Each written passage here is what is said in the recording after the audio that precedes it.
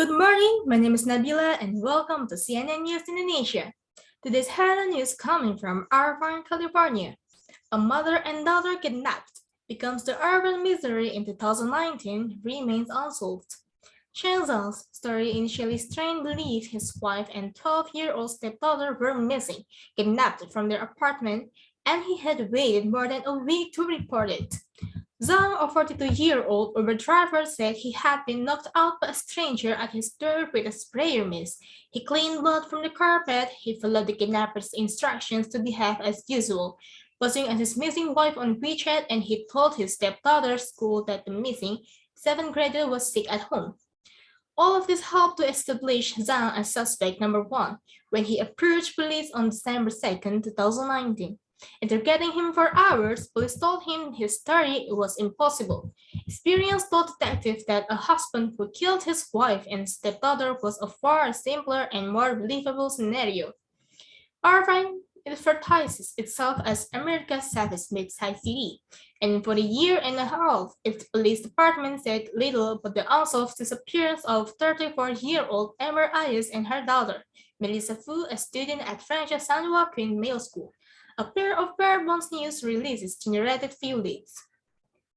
According to police reports and an interview with Irvine detectives, Zhang said it began with a knock on the door of his small apartment on Michelson Drive about 4 past 30 p.m. on November 22, 2019. Zhang was at home with his stepdaughter, he said, and his wife was driving home from Las Vegas with a carload of fruits and fish they planned to sell at a local market. At the time, he opened the door to find a man and a woman he did not recognize. The woman held something in her hand and he felt something wet and misty on his face and collapsed. He woke up on the dining room floor hours later and found blood stains on the carpet and a bloody handprint on the kitchen wall. His stepdaughter was gone, his wife who should have been home by then was gone too.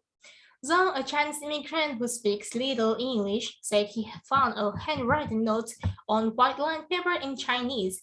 It told him his wife and stepdaughter were all right, that they would be home in a few days. If you contact the police, you won't see them again, the note said. The clean apartment and act normal, we are watching you. He found his wife's Ford Explorer outside in its usual spot, with its expected freight of fruit and fish. He contacted buyers on WeChat and sold the food. In the days that follows, he would wait to find someone had slid notes under his door. They repeated cadence. They are fine. You will see them soon. Clean the carpet, tidy the house, do as we say. Zhang said they had the bloody patches of carpet cut out and replaced. He tried to remove the bloody handprint on the wall with bleach, then paint over it. He went to his stepdaughter's school and lied that she was ill. On Wednesday, 5 days after the disappearance, he received a fifth note. It reassured him that his wife and stepdaughter were all right, but instructed him to leave town for 2 days. He drove to Las Vegas and stayed with a relative and returned 2 days later to find a sixth and final note.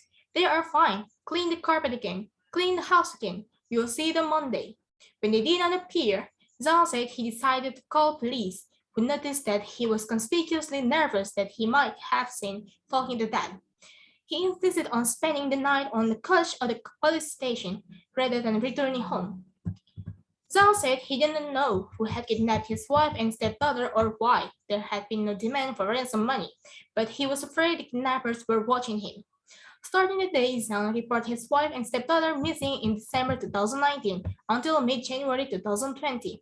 Dozens of detectives worked in shifts to surveil him around the clock. He woke at 7 a.m. but rarely left his apartment, except for cigarette breaks on the patio. The investigators followed him by foot into the Zion Mart across the street, where he shopped. They followed him in an unmarked car when he jogged. During that time, the detective said, "We never saw him do anything suspicious." People who knew Zhang described him to police as a non-assertive man who avoided conflict and typically accuses to his wife. Zhang said they married in 2017, broke up after he discovered that she had an affair in China, then got together again. For instance, he let police search his apartment, directing them to the bloody handprint under the paint on the kitchen wall. Forensic tech found the replaced pages of carpet, peeled them up, and found blood on the painting underneath. This led him to believe it was his wife's blood.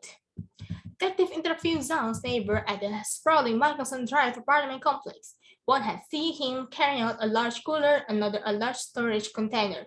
Had this contained the bodies? Detective wondered. No, Zhang said. He was cleaning out his apartment. What about the jig out near his left arm, which had been conspicuous when police met him? He said his clever head slipped as he cut meat. He demonstrated with a knife, indicating the dull edge that caught him. Detectives think the solution may lie in Amber A.'s past, in her history with a man in Las Vegas or China, or in what they believe were her habitual exaggerations about money. According to police reports, she had convinced Zhang that she had millions of dollars in investment and hundreds of thousands in cash. Zhang reacted with disbelief when police showed him proof that his wife had been virtually broke. Insisting on his innocence, Zhang made the point of that if he had been involved in these kidnappings, there was no reason for him to report the crime at all. Police might not have learned about it without him. He said, I am nobody in this country. I can disappear.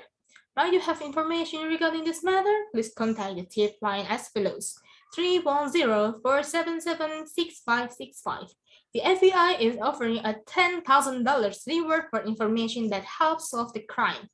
That's all for today's CNN News Indonesia. Once again, I'm Nabila Pramesti delivering the news. Have a great day.